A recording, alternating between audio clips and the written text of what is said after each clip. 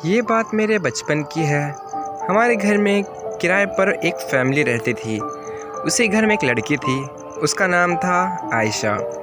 आयशा और मैं हम दोनों बचपन से अच्छे दोस्त थे और हम दोनों हमेशा एक दूसरे के साथ रहते थे। देखते ही देखते हम दोनों बड़े हो गए। हम एक दूसरे की बहुत केयर करते थे। हमें एक दूसरे की आदत लग चुकी थी और पता नहीं चला कि कब से हम दोनों प्यार करने लगे। एक दिन मैं स्कूल से घर आया और आते ही मैं आयशा के पास गया। मैंने देखा कि वह रो रही थी। मैंने पूछा कि क्या हुआ, क्यों रो रहे हो? तो वह कहने लगी कि मेरे पापा का ट्रांसफ़र हो गया है और अब हमें जाना होगा। यह बात सुनकर मेरी आंखें में आंसू आ गया। फिर मैंने पूछा कि कब जाना है? उसने कहा कि कल ही जाना है।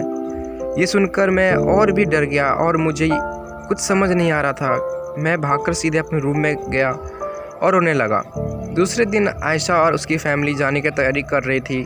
आयशा के रूम में गया, वो भी तैयार होकर बैठी हुई थी, बहुत उदास थी। मैं उसके पास गया और पूछा कि तुम मुझे भूल तो नहीं जाओगी ना? वह बोली कभी नहीं, और रोने लगी। फिर मैंने उसे गले लगा लिया और आई लव यू बोला।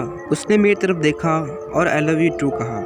उसने कहा मैं तो तुम्हें बचपन से ही बहुत प्यार करती हूँ। इतने में उसके पापा ने आवाज़ दी कि टाइम हो गया है, गाड़ी आ गई है, चलो चलते हैं, और वह चली गई। उसके बाद आज से करीब 2 महीने पहले मैं ट्यूशन से घर आ रहा था। जैसे ही मैं घर पहुँचा तो मेरी मम्मी बोली बेटा देखो कौन आया है।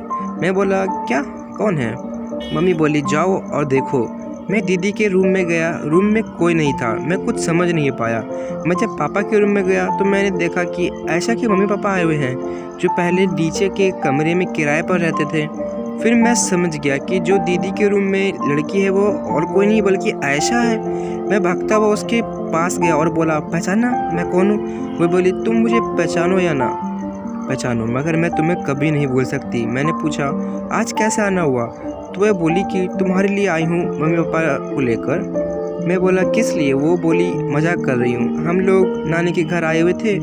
जब हम अपने घर जा रहे थे तो मैंने कहा कि चलो समीर की मम्मी से मिल लेते हैं। मैंने कहा तुम मेरी नाम भी नहीं भूली।